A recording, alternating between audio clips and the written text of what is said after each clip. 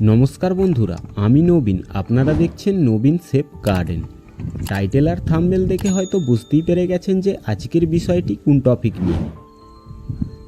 যে সকল জবা গাছে এই বর্ষায় কুঁড়ি আসছে না, গাছের পাতা হলুদ হয়ে যাচ্ছে, ছত্রাকের সমস্যা দেখা দিচ্ছে, সেসব গাছের জন্যই আজকের এই তরল লিকুইড সারটি। এই একটি তরল লিকুইড সার আপনারা বাড়িতে বসে খুব সহজেই বানিয়ে নিতে পারবেন ঘরোয়া জিনিস উপাদান ব্যবহার করে। তো এই লিকুইডটি কিভাবে বানাতে হবে সেটাই আজকের এই ভিডিওতে দেখাবো। অবশ্যই ভিডিওটি আপনারা শেষ পর্যন্ত দেখবেন, আর ভিডিওটি ভালো লাগলে একটি লাইক করে দিয়ে যাবেন। এই বর্ষায় কিন্তু জবা গাছে সামান্য কিছু পরিচর্যা আমাদেরকে করতে হবে। সেটা হলো, যে সকল জবা গাছে আগের দিন ফুলগুলি ফুটেছিল সে সকল ফুলগুলিকে কিন্তু ছিঁড়ে ফেলে দিতে হবে। বাসি ফুল গাছের মধ্যে রাখলে চলবে না। গাছে কিন্তু ছত্রাকের সমস্যা বেশি এই বাসি ফুলগুলি থেকে দেখা দেয়। এগুলিকে ছিঁড়ে ফেলে দিতে হবে, নয়তো কি হবে, ছত্রাকের সমস্যা দেখা দেবে, গাছে পোকার আনাগোনাও প্রচুর পরিমাণে বেড়ে যাবে। চেষ্টা করবেন এগুলিকে ছিঁড়ে ফেলে দেওয়ার। বর্ষায় কিন্তু জবা গাছে পোকার সমস্যাগুলি বেশি পরিমাণে দেখা যায়। তো এই সময় কি করতে হবে, সপ্তাহে একবার করে গাছের মধ্যে নিম তেল স্প্রে করতে হবে। আর যদি কীটনাশক থাকে তো আপনারা 15 দিন অন্তর একবার করে জবা গাছে স্প্রে করে দিতে পারেন। এতে কি হবে, পোকার আক্রমণগুলি আর হবে না। জবা গাছের পাতা ফ্রেশ থাকবে, গাছের পাতা কুঁকড়াবে না, গাছে কোনো পোকার সমস্যা দেখা দেবে না।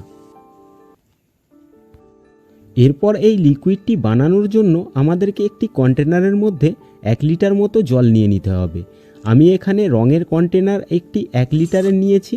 এর মধ্যে আমি যে জিনিসগুলি মিশিয়ে নেব সেটা হলো, প্রথমেই যে জিনিসটি মেশাচ্ছি এটা হলো চায়ের পাতা। আমি এখানে চায়ের পাতা এই 1 লিটার জলের মধ্যে 2 চামচ মতো দিয়ে দেব। এই চায়ের পাতার মধ্যে কিন্তু প্রচুর পরিমাণে নাইট্রোজেন থাকে, যেটা গাছের পাতাকে সবুজ রাখতে খুবই সাহায্য করে। আমি এখানে চায়ের পাতাটি 2 চামচ মতো দিয়েছি। আর এরপর যে জিনিসটি আমাদেরকে দিতে হবে সেটা হলো কফি। আমি এখানে একটি 2 টাকা পাউচের কফি নিয়েছি। এই 2 টাকা পাউচের কফিটি আমি এর মধ্যে দিয়ে দেব, 1 লিটার জলের মধ্যে দেব। তো আপনারা যে কোনো মুদিখানার দোকান থেকে এই 2 টাকা পাউচের কফি একটি পাতা নিয়ে চলে আসবেন, নিয়ে এসে এই 1 লিটার জলের মধ্যে মিশিয়ে নেবেন। এই কফি পাউডার জবা গাছের গোড়ায় দিলে যেটা হয়, মাটির পিএইচ লেভেলটা ঠিক রাখে। এই কফি কিন্তু বেশি পরিমাণে জবা গাছের গোড়ায় দেবেন না। মাসে একবার করে জবা গাছের গোড়ায় এই কফি দিলেই হবে। বেশি পরিমাণে দিলে কিন্তু গাছের ক্ষতি হতে পারে। এরপর যে জিনিসটি দিয়ে দেব সেটা হলো পেঁয়াজের খোসা। আমরা যে সকল রান্নাঘর থেকে এই পেঁয়াজের খোসাগুলি বাদ দিয়ে দিই, এগুলি কিন্তু আমাদের গার্ডেনে খুবই কাজে লেগে যায়। আমি এখানে কিছুটা পরিমাণ এর সাথে পেঁয়াজের খোসা অ্যাড করে দেব। এরপর এই কন্টেনারটাকে যে কোনো একটি ছায়াযুক্ত জায়গায় 1 দিনের জন্য রেখে দিতে হবে। তারপর আমরা ব্যবহার করব। তবে বন্ধুরা, ভিডিওটি এখানেই দেখে চলে যাবেন না, ভিডিওটি শেষ পর্যন্ত দেখবেন। এরপর আরও 2টি জিনিস মেশাবো। আপনারা অবশ্যই ভিডিওটি শেষ পর্যন্ত দেখবেন, দেখতে পাবেন যে কোন কোন জিনিসগুলি আমি শেষের দিকে মেশাচ্ছি। আমি এখানে 1 দিন রাখার পর পেঁয়াজের খোসাগুলি ঠিক এরকম ভিজে গেছে। এরপর আমি এটিকে আরও কিছুটা পরিমাণ জল দিয়ে ব্যবহার করব লিকুইড হিসেবে। আমি এখানে এই লিকুইডটি আরও একটি মগের মধ্যে ছেঁকে নিয়েছি। ছেঁকে নিয়ে ব্যবহার করব। এটা একবারে সম্পূর্ণ ব্যবহার করবেন না, ছেঁকে নেবেন। ছেঁকে নেওয়ার পর আরও একটি যে কোনো পাত্রের মধ্যে 2 লিটার মতো জল নিয়ে নেবেন। নেওয়ার পর তার সাথে এই লিকুইডটি মিশিয়ে দেবেন। একদম ডাইরেক্ট গাছের গোড়ায় ব্যবহার করবেন না। এই লিকুইডটাকে ভালোভাবে পাতলা করে নেবেন, করে নেওয়ার পর ব্যবহার করবেন। তবে বন্ধুরা, ভিডিওটি এইখানে দেখে চলে যাবেন না, এই লিকুইডটির মধ্যে আরও 2টি জিনিস মেশাতে হবে।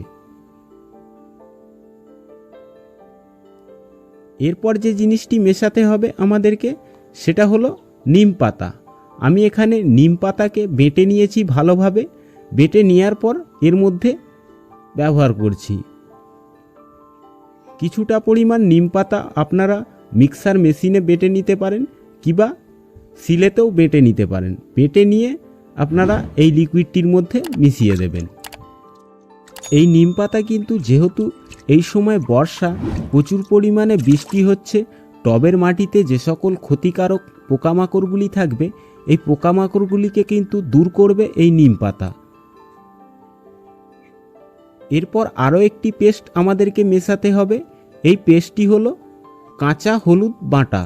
আমি এখানে কাঁচা হলুদকে বেটে নিয়েছি, বেটে নিয়ে এই লিকুইডটির মধ্যে মিশিয়ে নিচ্ছি। আপনারা চাইলে যে সকল রান্নাঘরে যে হলুদ থাকে সেই হলুদও কিন্তু এর মধ্যে মেশাতে পারেন। এই লিকুইডটিকে ভালোভাবে ফেটে নেবেন।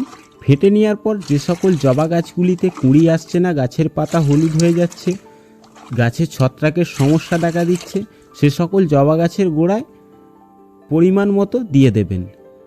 এবারে বলি কতটা পরিমাণ আপনারা জবা গাছের গোড়ায় দেবেন। যদি আপনাদের 12 ইঞ্চি টব হয় তো আপনারা 12 ইঞ্চি টবের মধ্যে 200 ml করে দিয়ে দেবেন জবা গাছের গোড়ায়। যদি 6 ইঞ্চি টব হয় তো আপনারা 100 ml করে জবা গাছের গোড়ায় ব্যবহার করতে পারবেন। আর এটা আপনারা কতদিন অন্তর দেবেন? 15 দিন অন্তর জবা গাছের গোড়ায় এই বর্ষার সময় দিতে পারেন। তাতে কি হবে, গাছের কিন্তু যে সকল ক্ষতিকারক পোকামাকড়, ছত্রাকের সমস্যা এগুলি কিন্তু আর হবে না। বর্ষার সময়তেই আপনারা এই লিকুইডটি বানিয়ে জবা গাছের গোড়ায় দিতে পারেন, খুব ভালো কাজ দেবে। আর আজকের ভিডিওটি এই পর্যন্তই। ভিডিওটি দেখে ভালো লাগলে অবশ্যই একটি লাইক করে দিয়ে যাবেন। চ্যানেলটিকে সাবস্ক্রাইব করে রাখতে ভুলবেন না। পাশে থাকা বেল আইকনটি প্রেস করে দেবেন পরবর্তী ভিডিও নোটিফিকেশন আগে পাওয়ার জন্য। এই ভিডিওটি কারা শেষ পর্যন্ত দেখেছেন অবশ্যই কমেন্টে লিখে জানাবেন। আরও যদি কিছু সমস্যা থাকে সেটাও জানাবেন।